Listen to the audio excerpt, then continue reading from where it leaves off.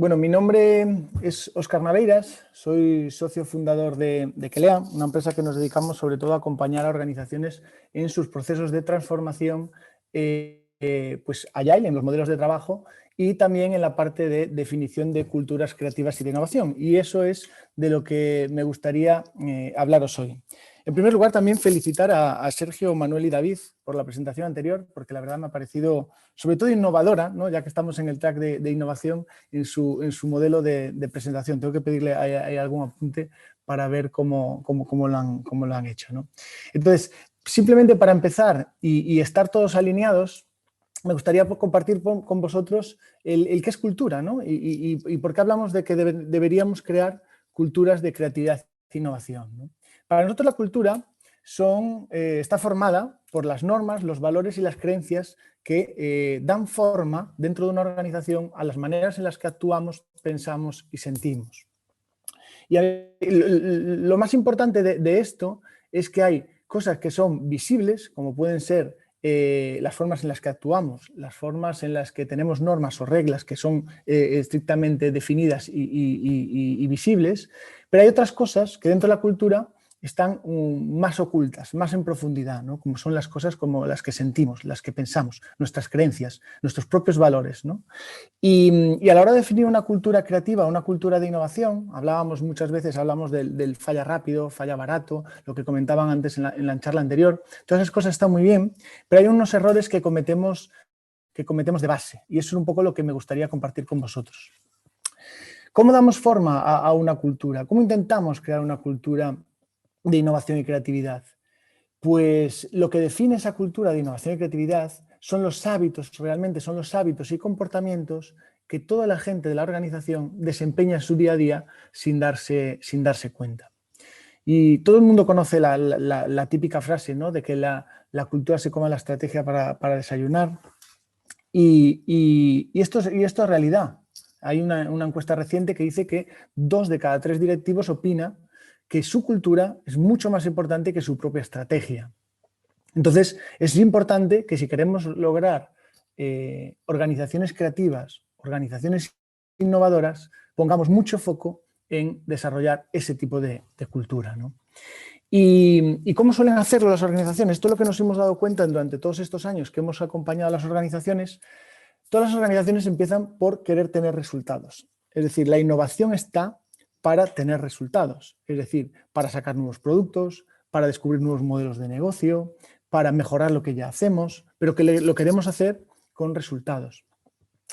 Cuando no tenemos esos resultados, o cuando estamos haciendo demasiado esfuerzo, pero no somos capaces de obtener resultados, lo primero que hacemos es echarle la culpa a las personas. Empezamos a pensar, quizás no tengamos las personas adecuadas, quizás contratando a gente del mercado que son innovadores, pues probablemente resolvamos este problema.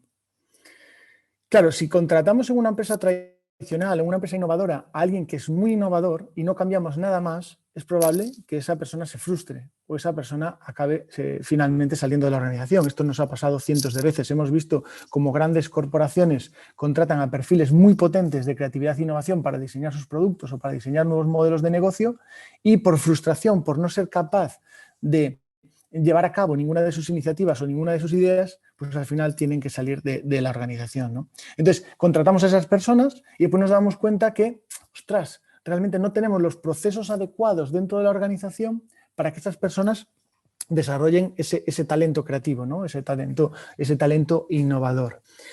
Ponemos los procesos, empezamos a formar a la gente pues, en Design Thinking, en Lean Startup, en Design Sprint, en diferentes modelos que podrían estar encajados dentro de las culturas de creatividad e innovación, pero vemos que por mucho que apliquemos Design Thinking, pues de repente no podemos hablar con los usuarios finales. O si utilizamos Lean Startup, de repente no nos dejan fallar. O la dirección o el mando intermedio o mi jefe no nos permite fallar cuando Lean Startup está pensando pues, un poco para esa inspección, adaptación, ¿no? Y ese aprendizaje continuo, ¿no? Entonces decimos, ostras, quizás no tengamos el ambiente necesario dentro de esta organización para poder innovar, ¿no? El ambiente, cuando hablo de ambiente, me refiero tanto a ambiente físico como sobre todo el ambiente psicológico, ¿no? Porque el ambiente físico condiciona mucho las culturas de creatividad e innovación, pero lo condiciona más, si cabe, el ambiente psicológico de esa organización, ¿no? Y aquí es lo que nos hemos dado cuenta, hemos dicho, es que las empresas están enfocando mal los procesos de cambio cultural hacia culturas de creatividad e innovación.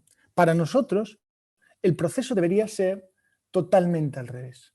Es decir, si yo quiero definir una cultura de creatividad e innovación, lo primero que tengo que preguntarme es si mi ambiente, si mis espacios físicos o si mi espacio psicológico permite esa creatividad e innovación.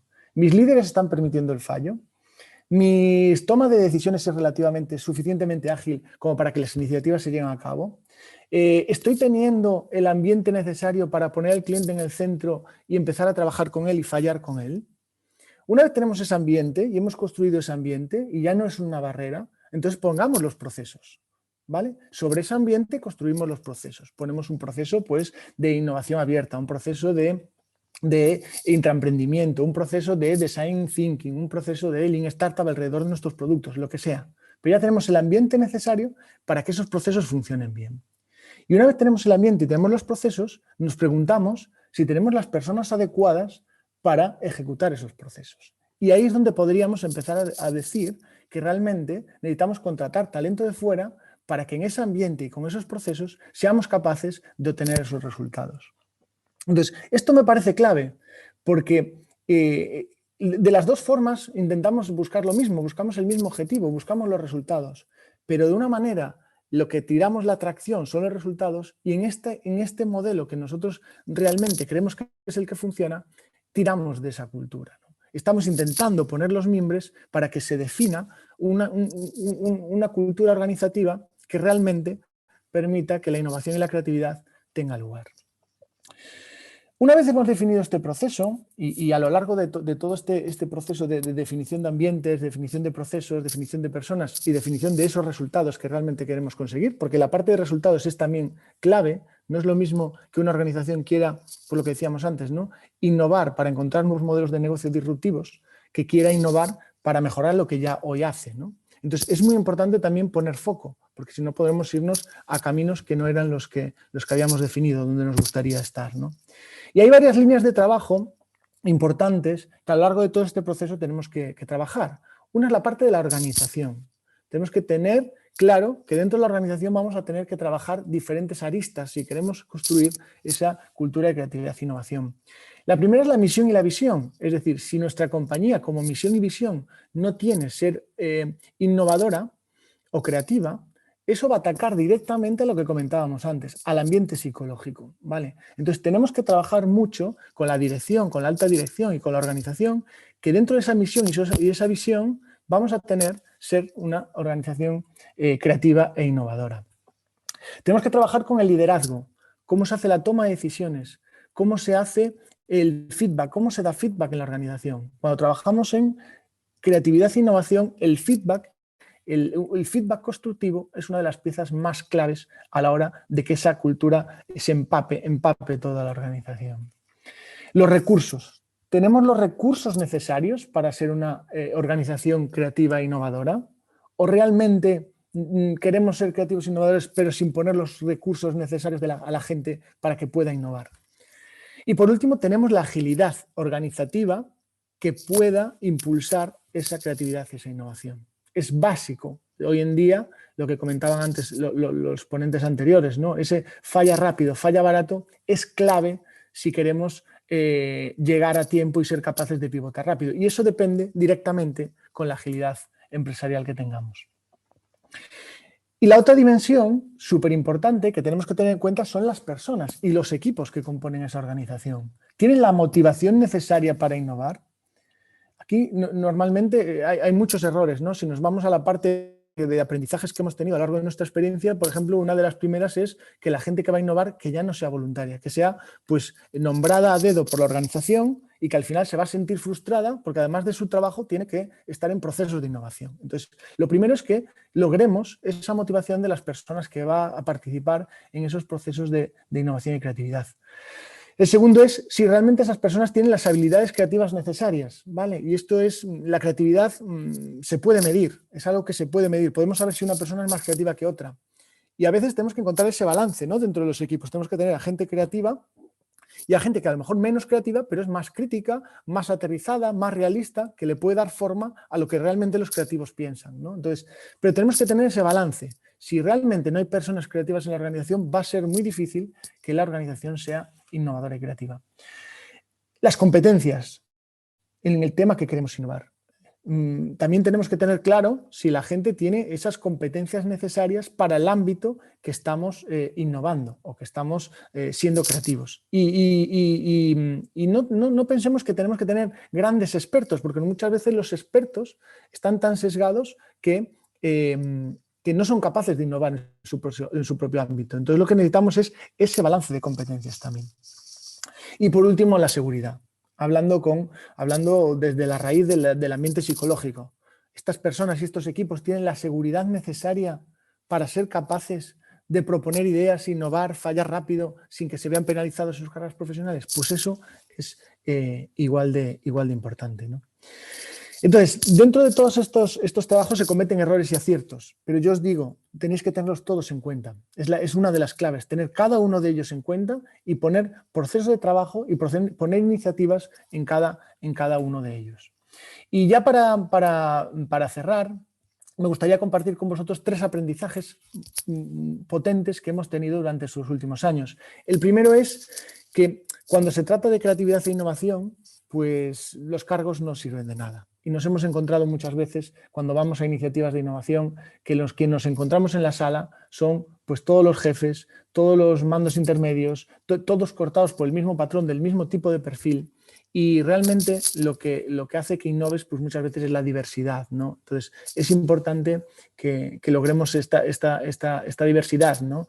Y que apartamos de lado pues muchas veces esos egos, ¿no? o esas jerarquías dentro de un proceso de innovación o creatividad.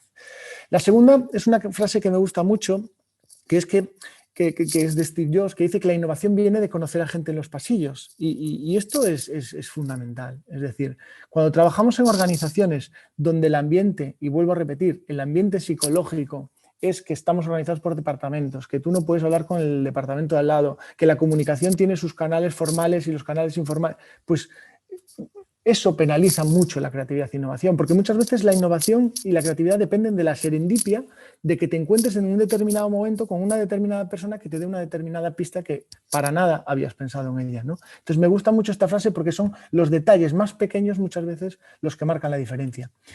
Y por último, y el que creo más importante, ¿no? La creatividad es un acto de fe. Para crear, primero hay que creer.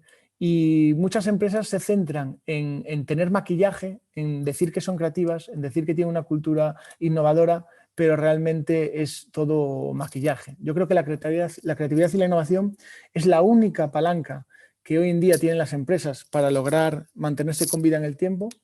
Y no podemos esperar que simplemente contratando gente con talento, pues que la innovación tenga lugar, ¿no? Bajo mi punto de vista, esa clave es que las empresas definan la cultura creativa desde el principio y que profesionalicen e institucionalicen pues, la innovación, preparando sobre todo la organización y los líderes para esto, ¿vale? Así que nada, simplemente daros las gracias por escuchar estos 15 minutos nuestra experiencia y animaros a que realmente convirtáis vuestras organizaciones en organizaciones innovadoras y creativas.